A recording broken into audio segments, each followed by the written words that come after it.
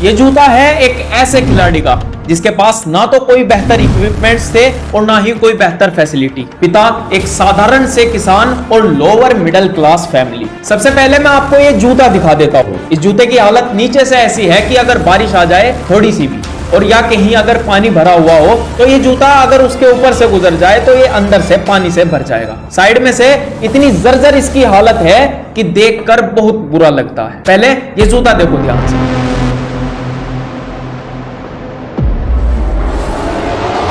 और जो हालत इसकी बाहर से है उससे भी कई गुना ज्यादा ये भीतर से सड़ा गला हुआ है।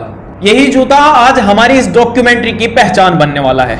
इसके लिए हम अलग से नया स्टैंड लेकर आए हैं। इसको अपने साथ रखेंगे इस डॉक्यूमेंट्री की आखिर तक। ये उसी खिलाड़ी का जूता है। उसने सबसे पहले तो गांव में ही मेहनत की और फिर नेशनल लेवल तक अपनी पहचान बनाने के बाद भारत के लिए इंटरनेशनल ब्रॉन्ज मेडल ले आता है। और उसके बाद जब नेशनल और इंटरनेशनल टूर्नामेंट के लिए सिलेक्शन होता है तो उसका सिलेक्शन रोक दिया जाता है। और रोकने का सीधा सीधा कारण है पैसा। रिश्वत मांगी जाती है उससे बहुत मोटी और इसीलिए उसका सिलेक्शन रोक दिया जाता है। यहाँ एक कहावत याद आती है कि जो मेहनत करता है वो कहीं भी करे वो आखिर में सफल हो जाता है। लेकिन मुझे ऐसा लगता है कि जिसने ये कहावत दी है शायद उसने भांग पी रखी हो, क्योंकि ऐसा ही हो रहा है। अगर मैं उसे कहूं जिसने ये कहावत दी कि आपको मैं एक फुटबॉल देता हूं और आप खाले में कूद जाओ और वहां फुटबॉल खेलो, तो क्या वो खेल पाएगा? हमेशा की तरह हम सिस्टम से शुरू हो गए और इस सारे रिश्वत के खेल को समझेंगे और इस डॉक्यूमेंट्री को आखिर में ले जाकर रिश्वत पर खत्म करेंगे। अगर आपके पास 2 घूंट पानी हो तो वो पानी पी लीजिए, क्योंकि ऐसी ऐसी बातें बताऊंगा कि उन्हें निगलने के लिए 2 घूंट पानी तो चाहिए ही चाहिए। आज की इस कहानी की शुरुआत हम एक ऐसे चेहरे से करेंगे जो सभी भारतीयों के दिलों की धड़कन है, विराट कोहली। विराट एक इंटरव्यू में ये बताते हैं कि जब वो दिल्ली में जूनियर टीम में खेल रहे थे, अंडर 14 या अंडर 15 में, तो उन्होंने बहुत ही शानदार परफॉर्मेंस दी थी।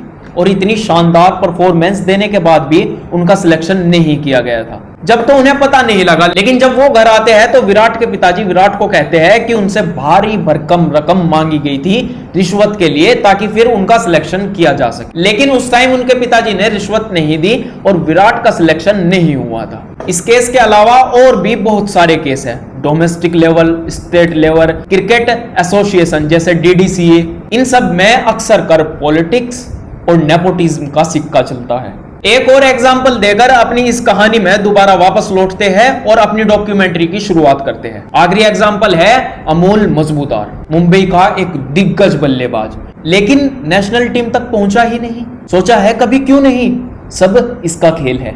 उसके पास रिश्वत के लिए पैसे नहीं थे, इसलिए वो नेशनल टीम तक नहीं पहुंचा। और ऐसे हर गेम्स में सैकड़ों और हजारों खिलाड़ी है जो ऐसी समस्याओं से घिरे हुए थे, जिन्होंने ये समस्या झेली है। आपको क्या लगता है कि विराट कोहली का ये किस्सा ऐसे ही सामने आ गया? अगर काश विराट कोहली इस ओहदे पर ना पहुंचते तो क्या आपको कभी पता भी लग अंडर 14 और अंडर 15 के सिलेक्शन के लिए विराट से पैसे मांगे गए थे, सरेआम रिश्वतखोरी की जा रही थी।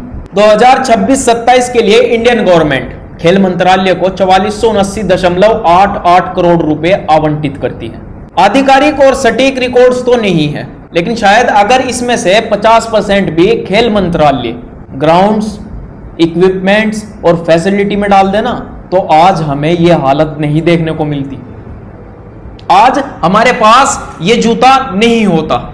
अगर आज किसी गरीब को एथलीट बनना है तो उसकी मेहनत शुरू से ही ट्रिपल हो जाती है। सबसे पहले तो उसे पेट पालने के लिए कमाना पड़ता है और उसी कमाई में से थोड़ा थोड़ा अपने इक्विपमेंट्स के लिए निकालना पड़ता है। और उन इक्विपमेंट्स में उनके पास ज्यादा चीजें नहीं होती, उनका इक्विपमेंट्स इस जूते पर आकर खत्म हो जाता है। और ये तब तक चलता है जब तक इसके भीतर पानी भरना ना शुरू हो जाए। और वहीं अगर कोई अमीर ज्यादा है तो उसकी मेहनत कम हो जाती है। और अगर कहीं ना कहीं वो मेहनत कम करता है और आखिर तक चला जाता है और सिलेक्शन में उसके लिए कोई भी कमी नहीं रहती, क्योंकि उसके पास गांधी जी होते हैं। अब मानते हैं कि कहीं ना कहीं कोई गरीब इस दलदल से निकल गया।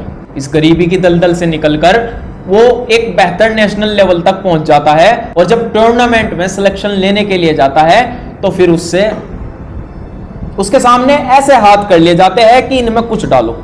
और वो भिखारी नहीं होते, वो होते हैं जो वहां बैठकर सिलेक्शन करते हैं।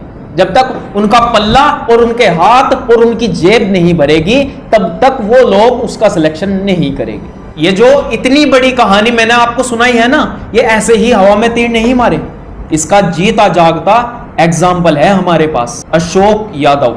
अशोक यादव के फादर एक सिंपल से फार्मर थे, फैमिली बहुत लोअर मिडिल क्लास थी। उसकी फैमिली के पास ऐसा भी नहीं था कि वो अपने बेटे को एक बेहतर रनिंग शूज दिला सके। और जो करप्शन वाली बात मैंने आपको बताई थी ना स्टार्टिंग में, वो यहां आकर लगती है। अगर वो करप्शन ठीक हो जाए तो अशोक यादव को बेहतर इक्विपमेंट्स मिल सकते थे, बेहतर फैसिलिटी मिल सकती थी, लेकिन ऐसा कभी शायद ना हो, और हो तो ऐसा भाग्य किसका होगा पता नहीं। अशोक मिट्टी के मैदान में, खेतों में कह लो, वो नंगे पांव दौड़ता है और पैरों में छाले पड़ पड़कर वो नेशनल लेवल तक पहुंच जाता है और नेशनल लेवल तक अपनी पहचान बना लेता है। इसके बाद वो पॉइंट आता है जब अशोक एशियन यूथ चैंपियनशिप में ब्रॉन्ज मेडल भारत के लिए लाता है। लेकिन फिर इसके बाद वो पॉइंट आता है जब उसके कैरियर के साथ शोषण किया जाता है। जब नेशनल और इंटरनेशनल टूर्नामेंट के सिलेक्शन हो रहे थे तो अशोक यादव भी वहां पहुंचे थे। जब अशोक यादव वहां गए, हालांकि बेहतर परफॉर्मेंस था, सब चीज बेहतर थी, लेकिन उनका सिलेक्शन नहीं किया जाता। क्यों नहीं किया जाता? उसके पीछे फिर से वही बात आ जाती है, रिश्वतखोरी।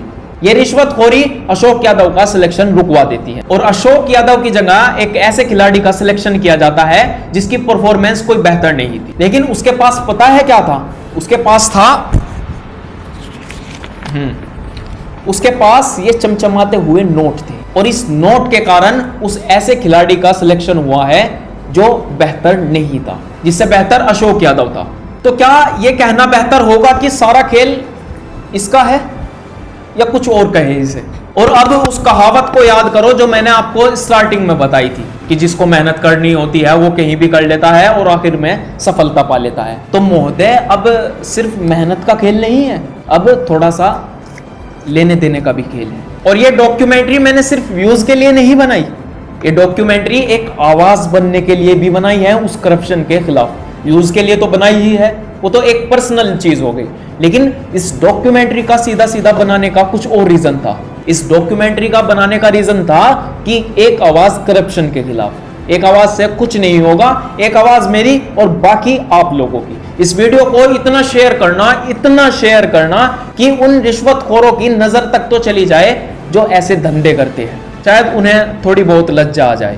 भारत सरकार करोड़ों का बजट देती है, लेकिन क्या वो करोड़ों जमीनी स्तर पर लगते हैं या नेताओं के बड़े बड़े महलों में लगते हैं जो शीश महल बनाकर तैयार कर दिए जाते हैं? क्या उन पैसों से नेताओं के बच्चों को बाहर विदेश में पढ़ाया जाता है? मेरी इस बात से शायद कुछ नेताओं के पेट में गुड़गुड़ होने लगे, लेकिन मुझे उस गुड़गुड़ से कुछ फर्क नहीं पड़ता। यहां सिंघम का वो डायलॉग याद आता है कि मेरी जरूरतें कम है इसलिए मेरे सीने में दम है। अब मेरी खेल मंत्रालय से एक आखिरी रिक्वेस्ट ये है कि साहब, जरा आप इस जूते की हालत तो देखिए, क्या ये पहनने लायक है? और इस ना पहनने लायक जूते से वो वहां तक जाता है और फिर उसे वहां से निकाल दिया जाता है। उसने भले ही आत्महत्या ना की हो, लेकिन शायद वो रोज एक दिन में 10-10 बार इस जूते को देखकर अपनी आत्महत्या के बारे में सोचता हो।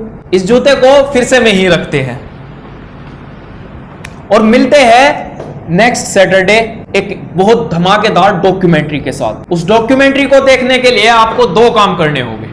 सबसे पहले तो चैनल को सब्सक्राइब करना होगा और एक बेल आइकन दबाना होगा, और जैसे ही डॉक्यूमेंट्री डलेगी आपके पास नोटिफिकेशन आ जाएगा। इस वीडियो को ज्यादा से ज्यादा शेयर करें और लाइक तो दबा कर ही जाए। Thank you for watching the वेश।